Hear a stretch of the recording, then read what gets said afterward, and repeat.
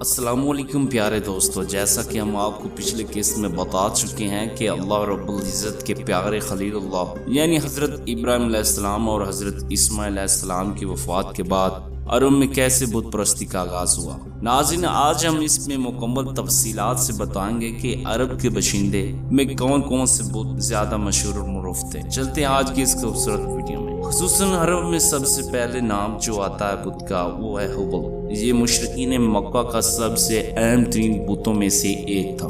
اصل میں یہ اہل شام کا دیوتا بال تھا جس کے معنی طاقتور ہیں، جسے عربوں نے بال کی تعریف شدہ شکل یعنی حبل کا نام دیا، اور یہ بات قریش مکہ کو انسانی مورت میں ملا جو سرخ حقیق سے تراشا ہوا تھا۔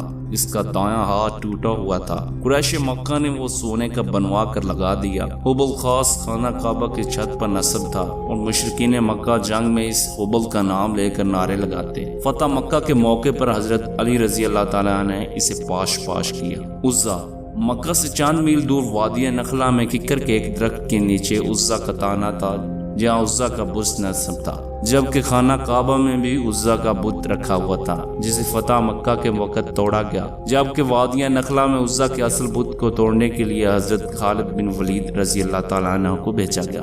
عزا کا بت مشرکین مکہ کے نزدیک سب سے عظیم ترین بت میں سے لات، یہ طواف میں اس جگہ نصب تھا جہاں آج کل مسجد طواف کا بایاں مینار ہے۔ لات کے معنی ہے ستو کھلوانے والا۔ اصل میں یہ ایک شخص جو حاجیوں کو ستو کھلواتا پلایا کرتا تھا، بعد میں عمروں میں لئی کی ایمان پر اس کا بت بنا کر اس کی پوجا کی جانے لگی۔ قریش رات کو سونے سے پہلے عزا اور لات کی پوجا پاٹ کرتے تھے، اور قسم بھی ان دو بتوں کی ہی کھاتے تھے۔ منات یہ عرب کا سب سے قدیم ترین بت تھا جو مکہ اور مدینہ کے بیچ میں مشلل کے علاقے میں قدیرہ کے مقام پر سمندر قریب نصب تھا۔ منات کی پوجا کا آغاز بھی عمروں میں لئی نے کیا، اور قبائل اوس اور خرزان نے جب حج کر کے واپس مدینہ کو روانہ ہوتے تو منات کے بت کے پاس ہی حرم اتارا کرتے، جبکہ بنو ازدہ اور بنو غسقان سے باقاعدہ اس بت کا حج بھی کرتے تھے۔ اہل مدینہ کے نزدیک حج کی تمکیل تب تک نہ ہوتی جب تک منات کی پوجا نہ کی جائے۔ اس بت کو بھی نبی کریم صلی اللہ علیہ وسلم کے حکم پر فتح مکہ کے لیے جاتے ہوئے حضرت علی رضی اللہ تعالیٰ نے منہدم کرا دیا۔ اسف و نائلہ یہ انسانی شکل کے بت تھا۔ اصل ایک مرد اسفا اور عورت نائلہ کعبہ میں زنا کے مرتبہ ہوئے۔ جب لوگوں نے آ کر دیکھا تو وہ پتھر باندھ چکے تھے۔ اہل مکہ نے انہیں عبرت کے لیے صفا اور مروہ پر رکھ دیا، مگر انہیں بھی عمروں میں لینے حرم کعبہ سے لے آئے اور زمزم کے پاس رکھ دیا، اور لوگ ان کا طواف بھی کرتے اور قربانیاں بھی کرتے۔ سوا یہ ان 5 بتوں میں شامل تھا جن کو قوم نوح علیہ السلام پوجا کرتی، اور سورہ نوح میں اس کا ذکر قرآن پاک میں مذکور ہے، جنہیں عمروں میں لئی شام سے لایا تھا، اور باقی 4 بت میں نصر، واد، یعقوب اور یغوث شامل ہے۔ یہ بت عورت کی شکل میں تھا اور مدینہ منورہ کے قریب نصب تھا۔ نصر یہ بت یمن میں حمیرہ کے علاقے میں نصب تھا، اور یہ گدھے کی شکل میں تھا۔ اہل حمیرہ تب تک اس کی پوجا کرتے تھے جب تک انہیں یہودیت کا مذہب اختیار نہ کر لیا۔ یعقوب کے معنی ہے مصیبت روکنے والا۔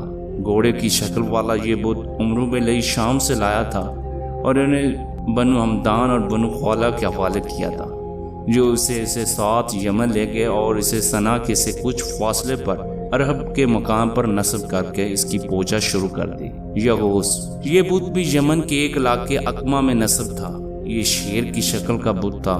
یغوث کے معنی فریاد کو پہچاننے والا۔ واد یہ بت دومت الجندل کے مقام پر نصب تھا، اور بنو کلب اس کی پوجا کرتے تھے، جبکہ قریش مکہ بھی اس کی عظمت کے قائل تھے اور اس کو پوجتے تھے۔